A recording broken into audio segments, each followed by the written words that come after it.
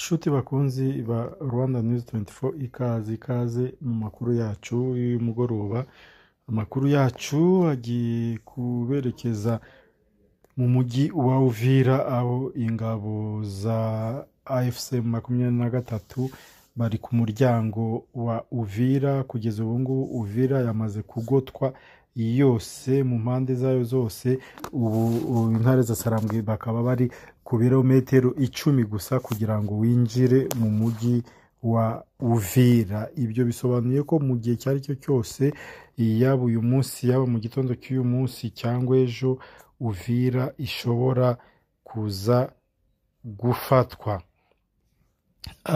Amakuru atugeraho nuko uyu munsi mujyi wa Uvira hiriwe akavuyo cyangwa urujya n'uruza rw'abantu benshi baturukaga mu bice bya za Isange no mu nkengero za Uvira bahungira mu mujyi wa Uvira, ku buryo amashuri yose ubu ngubu arapakiye. Ntushobora kubona nawe ukandagiza ikirenge. Ni ukuvuga ahantu hariho hose hashobora guhura abantu benshi. Ubu hari abantu benshi cyane ku buryo udashobora kubona nawe ugukandagiza ikirenge. Ikindi gihari ni uko ari n'abaturage benshi bari batuye muri Uvira bari gusohoka mu mujyi bahungira mu gihugu cy'u Burundi cyangwa mu tundi duce duturanye na Uvira. Uyu munsi ku mabanki yo mu mujyi wa Uvira cyangwa muri centre ya Uvira hiriwe umurongo cyangwa urujya n'uruza rw'abantu bari baje kubikuza amafaranga yabo kugira ngo bahunge bayafite, abandi bayabike mu mazu iwabo, kuko muribuka ko ubwo Goma na Bukavu byafatwaga, leta ya Kinshasa yahise ikupa imiyoboro yose y'amafaranga, no kuvuga ifunga konte zose z'abaturage bo muri utwo duce twa Goma ndetse na Bukavu n'ahandi hantu M23 yagiye ifata. Ahandi hantu hagaragaye abantu benshi ni kuri DGM hano, na mu by'ukuri ni ikigo cyangwa ni nani ya leta ishinzwe gutanga ibyangombwa, harimo za pasiporo na za laissez-passer arizo bita mu gifaransa tenalier. Hagaragaye umurongo w'abantu benshi ubwo bashakaga ibyangombwa, yaba bashakaga za tenalier za pasiporo, abashaka za laissez-passer, abashaka za CPGL, kugira ngo batangire bambuke bamwe bigire mu Burundi. Ku buryo ku cyambu cya Kalundu uyu munsi hagaragaye abagenzi benshi cyane, benshi bari barimo kwerekeza mu bice bitandukanye, harimo igice cya Kalemi, Kavimvira ndetse abandi berekeza mu Burundi. M23 ikaba iri hafi aho ngaho, ikaba iri ahitwa Kabunabo. Ni village iri hafi mu majyaruguru ya Uvira, iri hafi ya Uvira mu majyaruguru ya Uvira, mu birometero bitageze kuri 20 kugira ngo ugere muri Uvira. Hanyuma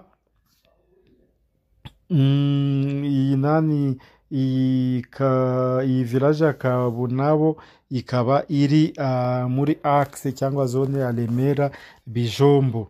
Ahangaha niho M23 iri. Hanyuma isaha n'isa nk'uko nari maze kubabwira, ishobora kuza kwinjira mu mujyi wa Uvira kuko iri mu birometero gusa bitageze ku 10, iri mu birometero 10 uvuye mu mujyi wa Uvira.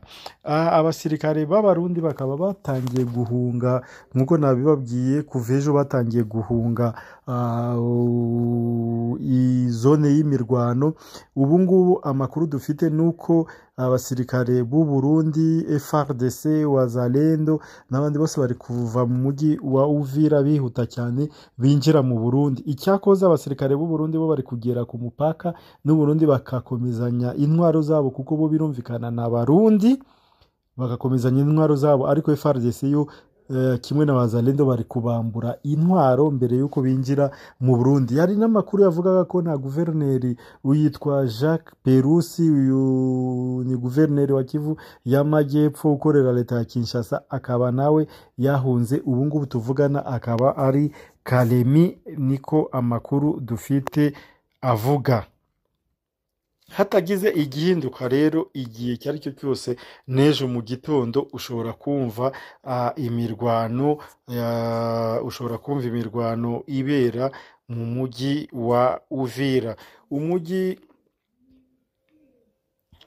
wa Uvira ukaba ugizwe na komine eshatu.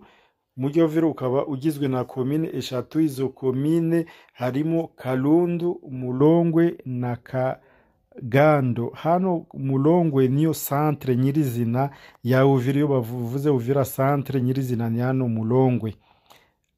Ni ukuvuga Kalundu, Mulongwe na Kagando nizo komine zigize umujyi wa Uvira. Noneho akaba harimo za quartier nka Kalundu, Kabindula, Kakombe, Kavimvira.